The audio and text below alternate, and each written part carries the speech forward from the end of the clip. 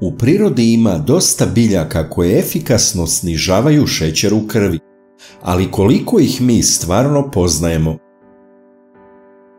Uzmimo na primjer drvo duda koje nam daje ukusne bobice u kojima uživaju ljudi širom sveta.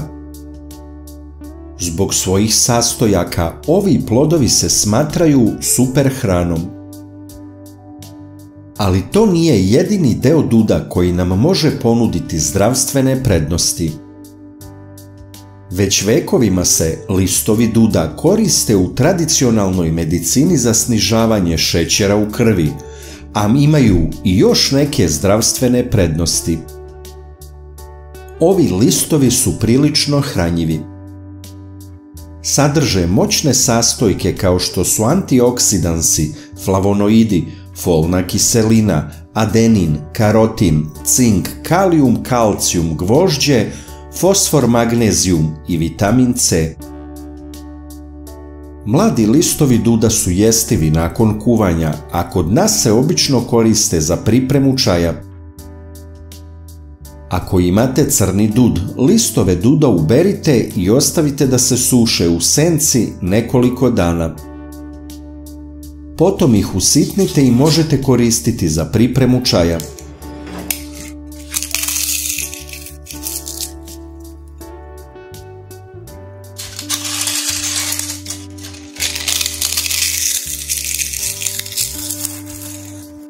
Alternativno možete kupiti čaj od crnog duda.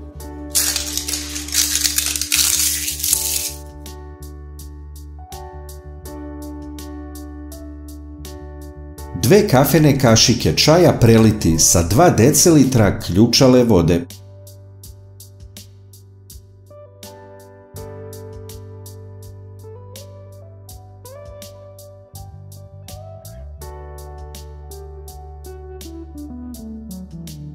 Poklopite i ostavite da stoji 10 minuta. Filtrirati i piti. Piju se do 3 šolja čaja na dan i to bez šećera. Da li ste pili čaj od lista crnog duda? Iz koje zemlje gledate?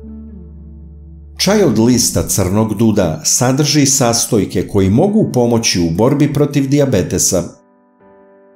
Uključuje sastojke koji deluju tako što sprečavaju apsorpciju ugljenih hidrata u crevima. U jednoj studiji 37 odraslih osoba je unosilo maltodekstrin, skrobni prah koji brzo podiže nivo šećera u krvi.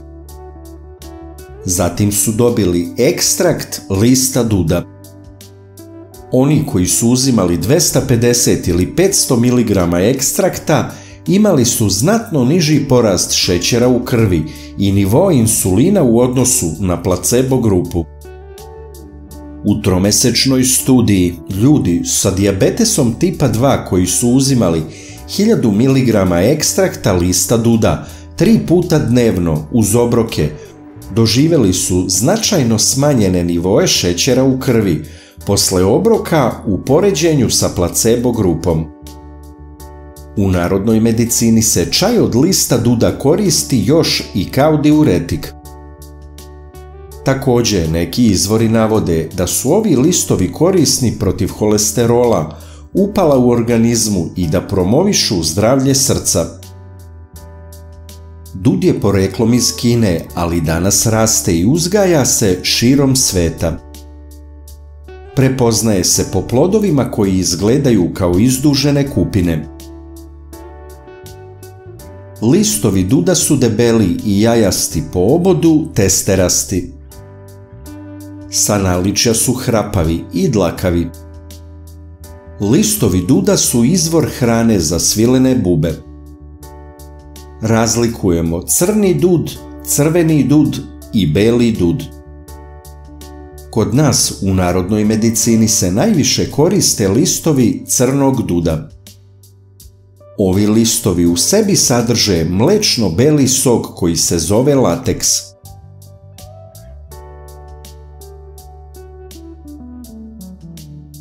Najlakši način da podržite naš rad je da lajkujete video. Kliknete na dugme prati zatim na zvonce i na kraju potvrdite zvonce. Ovo za nas znači mnogo. Hvala vam na podršci.